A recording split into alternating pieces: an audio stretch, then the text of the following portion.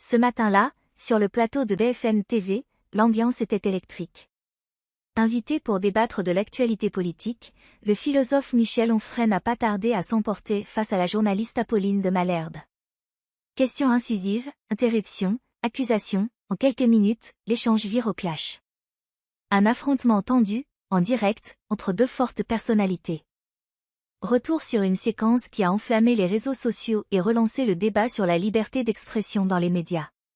Et bonjour Michel Onfray, merci d'être dans ce studio ce matin pour nous livrer vos réflexions et répondre à mes questions. Vous publiez sans cesse de nouveaux livres. Vous êtes un des philosophes au plus grand succès en France avec de nombreux best-sellers dont L'art d'être français. Et vos deux derniers livres, c'est Le fétiche et la marchandise sur la question de la marchandisation et puis Théorie de Jésus où vous remettez en cause l'existence même de Jésus, on y reviendra. Vous avez vu ce qui s'est passé cette nuit aux Pays-Bas, les élections hollandaises qui ont donné de manière assez surprenante, puisque c'est vraiment dans les tout derniers jours visiblement que ça s'est joué, l'extrême droite qui est arrivée au pouvoir, qui est arrivée en tête avec 35 députés. C'est un candidat anti-islam, anti-Europe. Est-ce que ça pourrait arriver chez nous? Est-ce que vous le souhaitez? D'abord, il n'est pas anti-Europe, il est contre une certaine Europe. Cette idée que vous avez, je vous ai entendu tout à l'heure d'imaginer que si on est contre l'Europe libérale, on est contre l'Europe, c'est une idée politique. Moi, je suis contre l'Europe libérale, non pas parce qu'elle est Europe, mais parce qu'elle est libérale. Donc, ça n'est pas parce qu'on est contre le libéralisme qu'on est contre l'Europe. Il y a une formule, c'est celle de Maastricht, puis il y en a 36 autres. Je rappelle que Napoléon défendait l'Europe, que Hitler défendait l'Europe, que plein de gens défendent l'Europe, et que l'Europe, ça veut rien dire. Ça dépend ce qu'on veut faire de l'Europe. Si c'est une Europe libérale, d'accord. Donc l'Union européenne, soyons plus précis, voilà. L'Union européenne telle qu'elle est aujourd'hui, oui. Pour vous, est à combattre. Alors, l'Europe libérale telle qu'elle est aujourd'hui, elle est au pouvoir depuis plus de 30 ans. Et elle est au pouvoir sans contre-pouvoir. C'est-à-dire, on fascise tous ceux qui sont dans le contre-pouvoir. La bascule, c'est Maastricht ? Oui, évidemment. C'est 1992, on renonce à la souveraineté. On dit, voilà, la souveraineté française, on vous la donne, et c'est maintenant l'Europe qui est souveraine à la place de la France. Donc aujourd'hui, la France ne peut plus décider de son taux de TVA, par exemple, sur les sandwichs dans les cafés. C'est interdit. C'est interdit. Donc quand vous entendez des gens qui disent, mais cette Europe, on n'en veut pas. En 2005, ils disent, en 2005, on ne veut pas de cette Europe. Là, on en veut une autre. 2005, c'est sociale, évidemment les élections sur la question de la Constitution. Et on dit en 2008, vous avez voté contre Sarkozy. On le voit aujourd'hui, là, péroré, mais il nous dit, avec les autres, Hollande, les Maastrichtiens, ceux que j'appelle les Maastrichtiens, nous disent, ah, vous n'avez pas voulu de l'Europe, vous l'aurez quand même. Traité de Lisbonne en 2008. À chaque fois qu'il y a des élections, Emmanuel Macron les perd. À chaque fois qu'il les perd, qu'est-ce qu'il fait? Il reste. À chaque fois que les Maastrichtiens... C'est-à-dire, il a quand même réussi l'élection présidentielle, Michel Onfray. Comment? C'est-à-dire comment vous remettez en cause l'élection du président? Je ne remets pas en cause. Je dis qu'il y a plusieurs façons de faire de la propagande et qu'il y a des façons de conduire des gens vers un individu en disant vous avez choisi librement. La servitude volontaire, c'est plus subtil que ce que vous pouvez. Qu'est-ce que vous voulez dire? Que les Français n'ont pas choisi Emmanuel Macron, qu'ils ont subi Emmanuel Macron? Ils ont été 50% à ne pas aller voter. Voilà. Donc vous? Oui, évidemment. Dont vous, parce que vous vous targuez régulièrement de ne pas faire renouveler votre carte d'électeur. Oui, ça sert à rien. Mais pourquoi ça sert à rien? C'est-à-dire que vous pouvez pas d'un côté dire il est mal élu. Si vous me laissez finir. Bah oui, allez-y, parce que ça me surprend. Vous aurez les réponses aux questions que vous me posez. Donc ne me posez pas les questions alors que je suis en train de vous donner les réponses. Et je vous dis en 2008 que les Français, on leur dit ce que vous n'avez pas voulu en 2005, vous l'aurez tout de même. Donc les Français, ils n'en ont plus rien à faire de la politique. Et je fais partie de ceux qui disent ne nous demandez pas notre avis si c'est pour le jeter à la poubelle. Si vous avez ces élections-là et ailleurs, et partout ailleurs, c'est simplement parce que les gens disent mais oui, nous on veut quelqu'un qui secoue tout, qui casse tout, qui détruit tout. Avec ses excès, je ne vais pas, défendre ce monsieur, Geert Wilders, en l'occurrence, le Hollandais. C'est pas bon, je vais pas voter pour ce monsieur-là, parce que d'abord, il n'est pas candidat français. Je dis simplement qu'à un moment donné, on ne peut pas avoir les pleins pouvoirs. Fasciser tous ceux qui ne pensent pas comme l'Europe de Maastricht. Et estimer que 50% des gens qui ne votent pas, c'est comme si c'était rien du tout. Donc oui, Emmanuel Macron, il est élu avec 50% des gens qui ne votent pas, et parmi ceux qui votent, à peu près 50% des gens qui ne votent pas pour lui, mais contre Marine Le Pen, qu'on nous présente comme une dangereuse fasciste. Donc effectivement, la démocratie ne va pas très bien. C'est une litote de le dire comme ça. Ce qui fait que quand vous avez des gens qui disent on va tout secouer, on va tout casser, on peut effectivement faire l'imbécile qui regarde le doigt alors qu'il s'agit de regarder la Lune et estimer que oh là là, c'est un dangereux fasciste. Il est extrêmement dangereux. Je vous ai entendu tout à l'heure sur le plateau en disant mais Marine Le Pen, elle a félicité cet homme-là. Mais personne n'a dit que sur ce cinglé à la tronçonneuse en Argentine, là, Emmanuel Macron avait envoyé un message de félicitations à ce monsieur-là. C'est les usages diplomatiques. Ah bah alors voilà, dites-le quand il s'agit de Marine Le Pen. Donc quand il s'agit de Marine Le Pen, c'est une dangereuse fasciste, la preuve, elle a fait un message. Mais quand il s'agit d'Emmanuel là, Macron, pour le coup, il y a quelque chose d'assez différent, Michel Onfray. Autant je vous laisse toujours effectivement vous exprimer, allez-y, mais là, vous pouvez pas mélanger les torchons et serviettes, j'ai envie de dire. C'est-à-dire qu'il y a d'un côté un usage, c'est-à-dire en effet qu'entre chefs d'État, on félicite un autre chef d'État qui a été élu, c'est l'usage diplomatique. Là, pour le coup, Marine Le Pen a en quelque sorte fait un peu de zèle, mais elle en a parfaitement le droit. C'est pas quand c'est Marine Le Pen, c'est du zèle. Quand c'est Emmanuel Macron, c'est un usage diplomatique. Non, Michel Onfray. Si. Là, pour le coup, c'est... Mais tout le monde comprend, vous savez. Mais non, c'est pas la question. On n'a pas besoin de longuement disserter. C'est-à-dire que vous passez à Macron ce que vous ne passez pas à Marine Le Pen. Pas du tout. Mais bien sûr que si. Pas du tout. Autre question. Non, pas du tout. Alors là, Michel Onfray, on s'arrête quand même un instant parce que vous pouvez me faire dire ce que je ne dis pas. Il y a la question en effet des usages qui est que automatiquement un chef d'État félicite un autre chef d'État. Et ensuite, il y a la question politique. Si je ne m'abuse, Marine Le Pen n'est pas encore présidente. Emmanuel Macron est un grand démocrate. Et vous remarquerez qu'Emmanuel Macron n'a pas... Marine Le Pen est une grande fasciste. Donc c'est vrai, ça change. Pas du tout. Je n'ai jamais dit ça. Je vous dis simplement que hier, en l'occurrence, Emmanuel Macron n'a pas encore félicité... Vous laissez penser. Mais Michel Onfray, je vous laisse parler et vous faites un petit cinéma là depuis tout à l'heure. C'est quoi ce cinéma là? Vous êtes méprisante quand on vous. Mais non, mais parce que vous posez des questions, vous ne donnez pas les réponses. Je vous explique simplement qu'il y a deux situations et d'ailleurs je vous précise qu'Emmanuel Macron, tout chef d'État qu'il est, n'a pas encore félicité le vainqueur des élections hollandaises. Il attend simplement que ce soit officiel. C'est une question de diplomatie. Oui, absolument. C'est tout. Oui. Je ne disais pas qu'il y en a une qui est fasciste et pas l'autre. C'est vrai. Je dis simplement qu'il y a une question de règles. De diplomatie et Marine Le Pen est une fasciste, quoi qu'elle dise, quoi qu'elle fasse. Est-ce que j'ai dit ça? Non, c'est moi qui le dis. Vous avez bien vu que c'est moi qui suis en train de dire. Michel Onfray, je vous interroge sur Geert Wilders. Oui. Anti-islam, anti-immigration, anti-Europe libérale, en effet. Oui. Il dit comme slogan les Pays-Bas avant tout. Il estime qu'il n'y a pas de panique. C'est quand même plutôt pas mal, non, de dire ça. Vous vous rendez compte quand on fait l'éloge de chefs de l'État qui nous disent Trump c'était un salaud parce qu'il avait dit l'Amérique d'abord. Avant tout. Donc en France on dit quoi? Pas la France d'abord, pas les Français d'abord, les Français après, les Français ensuite, la France après. Vous pensez que c'est le rôle d'un chef d'État de dire je suis le chef de l'État français, mais en même temps c'est d'abord autre chose, ensuite la France. Je suis sidéré, moi, qu'on puisse imaginer que on est un dangereux personnage quand on est à la tête de l'État et qu'on a juste envie de protéger les citoyens, les sujets de la République. On défend, on est là pour ça. Quand on est élu, comme on a été élu, pour Monsieur Macron, on devrait dire les Français d'abord. Ça me paraît évident, c'est pas fasciste, ça. Et Michel Onfray, c'est vrai que vous mentionnez Marine Le Pen à l'instant. On se souvient que en 2002, vous aviez créé l'Université populaire de Caen après le choc de Jean-Marie Le Pen au deuxième tour. Aujourd'hui, vous vous évertuez à dire que Marine Le Pen n'est pas fasciste. À l'époque, il me semble que c'était un combat que vous meniez. Et vous aviez d'ailleurs créé cette université pour ça. Le père, la fille, pareil quoi. Justement, non, je vous pose la question. Est-ce que vous estimez que vous savez aujourd'hui tout ça a changé? Il vous arrive sur vos plateaux d'inviter des communistes qui ont été responsables du pacte germano-soviétique. Ça vous gêne pas d'imaginer que le PC a changé? Je sais pas si ça me gêne pas. Vous les invitez. Non, mais c'est des questions. Et je n'entends jamais parler du pacte germano-soviétique sur aucun plateau. François Mitterrand, en 76, je crois, ou 72, je ne sais plus, Congrès d'Épinay, disait que quiconque ne veut pas rompre avec le capitalisme ne peut pas être dit socialiste. Vous avez vu aujourd'hui qu'ils ont rompu avec le socialisme, avec le capitalisme, ces gens-là? Il y a eu parmi les écologistes des gens qui ont défendu le nazisme tout au départ. Il y en a eu. Je ne suis pas de ceux qui font payer aux enfants les fautes des parents. Je suis pas chrétien, moi. Je crois pas que Adam, il a fait une sottise et qu'aujourd'hui, il faudrait que nous payions cette sottise. Je regarde ce que fait Marine Le Pen, je regarde ce que fait Jean-Marie Le Pen. Je suis peut-être un des rares à avoir lu les 1000 pages des mémoires de Jean-Marie Le Pen. Ce sont les mémoires d'un antisémite. Ce sont les mémoires d'un fasciste. Ce sont les mémoires d'un pétiniste et d'un vichiste. C'est écrit. 1000 pages. Je les ai lus. J'ai un texte. Il est prêt. Il paraîtra le moment venu. Sur Jean-Marie Le Pen. Ça n'est pas exactement la même chose. Il a des condamnations longues comme le bras sur des questions d'antisémitisme que sa fille qui a fait très exactement ce que le Parti communiste a fait sur son parti. Je ne reprocherai pas aujourd'hui à Roussel de procéder du pacte germano-soviétique et donc d'être un antisémite parce qu'il aurait hérité de ça. Donc je regarde sa fille, j'écoute ce qu'elle dit.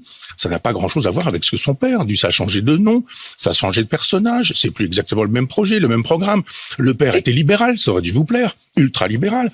Et la fille ne l'est pas. À tous ceux qui pensent effectivement que l'Europe libérale, c'est formidable. Faire le procès des médias qui seraient forcément ultra-libéraux. Des... Michel Onfray, restons justement sur vos réponses. Ce que vous dites de Jean-Marie Le Pen, il est d'autant plus intéressant aujourd'hui qu'il y a eu ce débat, vous vous en souvenez, ça s'est d'ailleurs passé sur ce plateau, Jordan Bardella, l'actuel président du parti, qui a eu du mal au départ à reconnaître que Jean-Marie Le Pen était antisémite. Comment vous avez ressenti justement, vous êtes très clair, vous dites c'est les mémoires d'un antisémite, point barre. Oui. Pourquoi cette difficulté à l'assumer du côté du RN justement ? D'assumer quoi ? De Jordan Bardella, qui ne voulait pas le reconnaître comme tel. Vous savez, il y a dans un dessin animé, un type qui déplace les trous pour que vous puissiez tomber vraiment dedans. Les médias, ils font ça en permanence avec un certain nombre d'individus. Pas d'autres. D'autres, c'est tapis rouge. Et d'autres, c'est le trou. Et on déplace le trou, il faut absolument tomber là-dedans. Jordan Bardella n'était même pas né. Je pense qu'il a une culture de parti. C'est-à-dire qu'il a les éléments de langage que lui fournit le parti. Il est bien, il est intelligent, il est cultivé, etc. Il fait ce qu'il faut, il fait son boulot, il s'en va. Et d'un seul coup, on lui propose une question. Il n'avait pas prévu ce genre de question. C'est pas hyper surprenante. Est-ce que Jean-Marie Le Pen était antisémite ? Alors que c'est à la veille de la manifestation contre l'antisémitisme, c'est pas non plus. Non, mais je veux dire que c'est un piège. C'est pas un piège, non. Si, c'est un piège parce que où il répond oui et d'un seul coup ça devient un problème. Ah oui, alors ce parti ça clarifie les choses. Où il répond non et c'est de toute façon un problème. Quoi qu'il fasse, quoi qu'il dise. Vous vous rendez compte dans ce parti, qu'est-ce qu'il a dit, puis après de manière interne. Moi, je sais pas comment ça fonctionne. J'y suis pas dans ce parti. Je dis simplement qu'à un moment donné. Le problème, c'est pas de savoir si Jean-Marie Le Pen étant fasciste ou étant antisémite, sa fille le serait.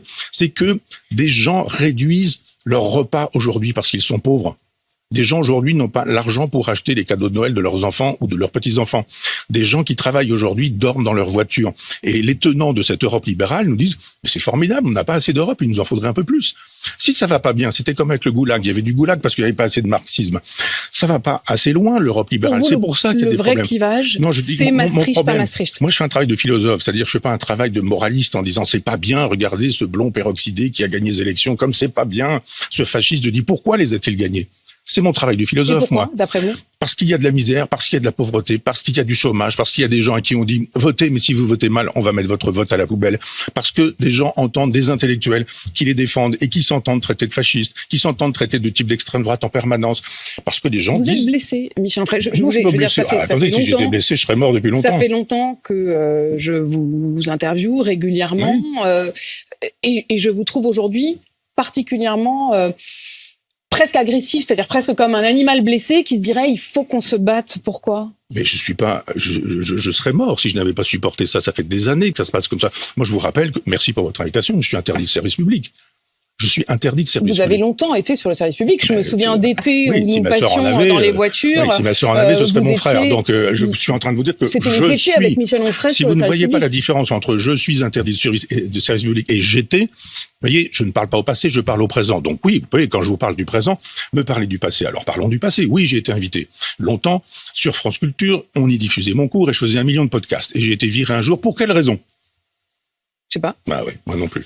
Je vous dis simplement qu'il y a un moment donné où, quand vous dites aux gens, allez voter, et que quand les gens votent, vous leur dites, vous avez mal voté, vous avez voté pour un fasciste, ou alors, vous avez voté pour Marine Le Pen, peut-être qu'elle n'est pas fasciste, mais son père l'étant, c'est quand même dangereux de voir les gens. Vous vous rendez compte, et c'est retrouvé à une table où il y avait aussi un fasciste, Michel Onfray, essayons de comprendre, et justement, vous dites que vous êtes philosophe, où il y a des communistes dont le parti a été responsable du pacte germano-soviétique. Je le dis parce qu'on ne le dit pas assez, on ne le dit pas beaucoup, et sûrement pas sur vos chaînes. De la France aussi d'aujourd'hui et de la France de demain. Vous faites l'analyse que Geert Wilders arrive en tête aux Pays-Bas sans raison. Parce qu'il y a des raisons, notamment de fracturation, de difficultés, de pauvreté. Est-ce qu'il y a les mêmes causes ici qui produiront donc les mêmes effets ? Évidemment, c'est tout le problème européen. Vous avez cette Europe dans laquelle, effectivement, on fabrique de la paupérisation. Le ruissellement, vous savez, la fameuse théorie libérale. Quand il y aura des très riches, les pauvres sont moins pauvres. Ça ne marche pas. La main invisible du libéralisme, laissez faire la main invisible, vous verrez, il y aura une espèce d'économie, de l'harmonie et de l'équilibre. Ça ne marche pas. Ce que produit le libéralisme, c'est ce que Marx appelle la paupérisation. Des pauvres de plus en plus nombreux et de plus en plus pauvres, des riches de moins en moins nombreux et de plus en plus riches. Cette Europe produit de la paupérisation. Et après, quand vous avez des pauvres, vous vous étonnez que les pauvres puissent dire « au secours ». un, on va pas voter parce que vous n'écoutez plus ce qu'on vous dit. Et deux, quand on va voter des gens qui sont contre vous. Je vous dis que je fais un travail de philosophe, pas un travail de moraliste en disant il est bien, il est pas bien ce garçon, il faudrait le même, il faudrait pas le même, etc.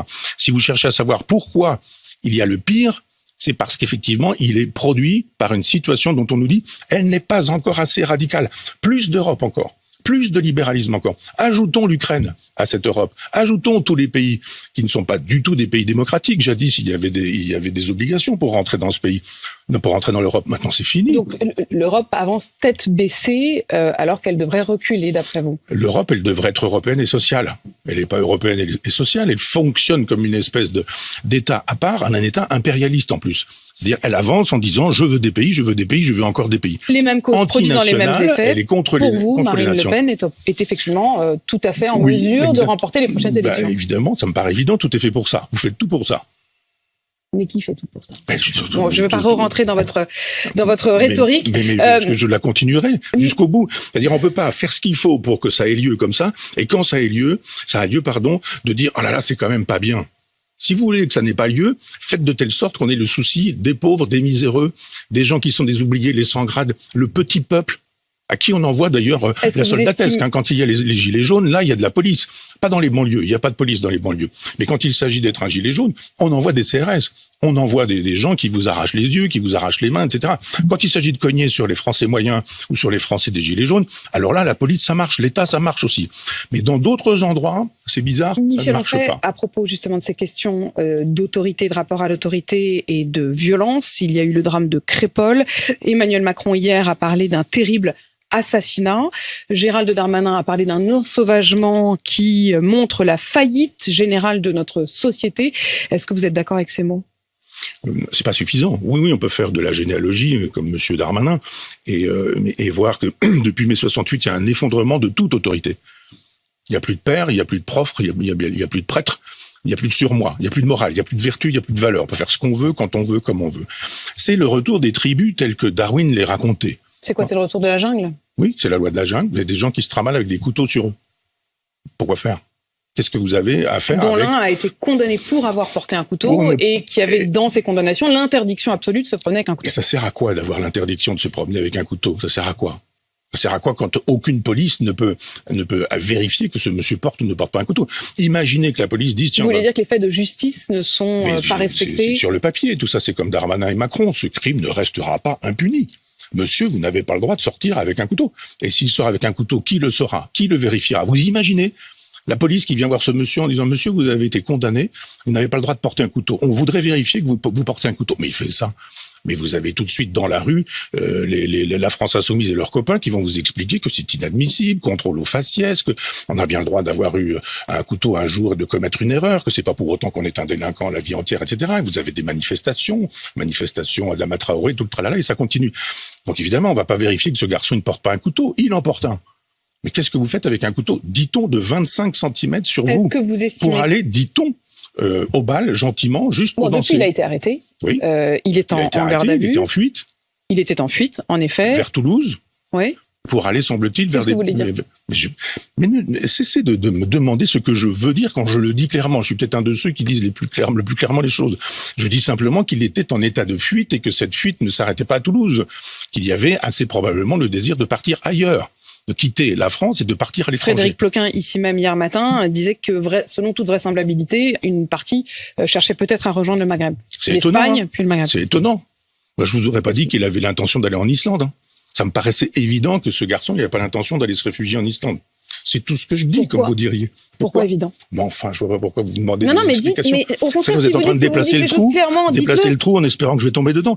Non, mais parce qu'effectivement, ce sont des gens dont c'est vraiment... Parce qu'on nous a dit, vous vous rendez compte, il est français du centre-ville de Romans-sur-Isère. Il a été donc vous avez précisé en bien effet compris. par le procureur qu'il était de nationalité française, né oui, mais le problème, c'est pas la vivant nationalité française aujourd'hui.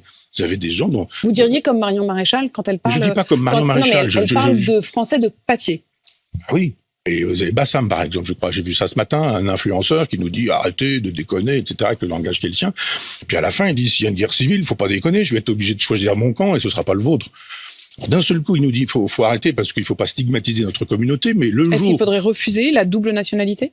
Ah ben non, on n'a pas le choix pour l'instant, c'est comme ça que ça se passe. Moi, je pense qu'il y a effectivement des textes de loi en 1962 avec les accords d'Évian qui font que les Algériens ont des pouvoirs en France que personne n'a, parce que la guerre d'Algérie leur a permis d'avoir ces pouvoirs-là. Je vois pas pourquoi on a ces pouvoirs-là quand aujourd'hui, quand vous allez en Algérie, que vous écoutez la télévision, le FLN nous donne toujours l'impression que la guerre est même pas terminée d'hier soir, qu'elle est toujours en cours contre les Français.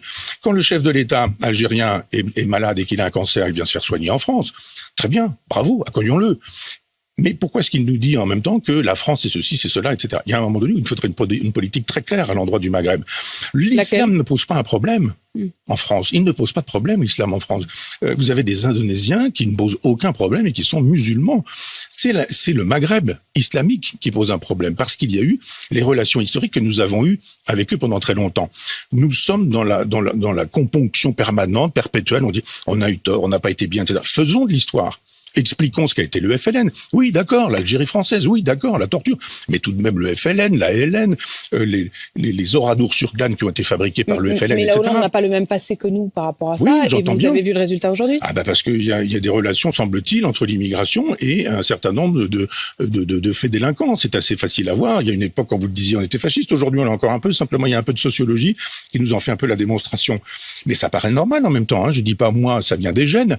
Je dis simplement que quand vous refusez de vous intégrer dans une société, quand vous n'avez pas la langue de cette société, quand vous n'avez pas l'argent, le pouvoir d'achat qui vous permet de vivre dans cette société, que vous avez traversé la Méditerranée et que vous vous retrouvez à Caen, par exemple, qui est une ville que vous connaissez, vous ne pouvez pas vivre si vous n'arrachez pas de temps en temps un sac à une vieille dame, si vous n'êtes pas en train de faire un peu de trafic. Donc il y a aussi cette question de la pauvreté et sociale. Michel Onfray, on aurait pu aussi parler de Jésus ou du fétiche et de la marchandise qui sont donc vos deux derniers livres. Merci d'être venu. Je rappelle bien sûr que vous êtes philosophe. Il est 8h53 sur AMC BFM TV.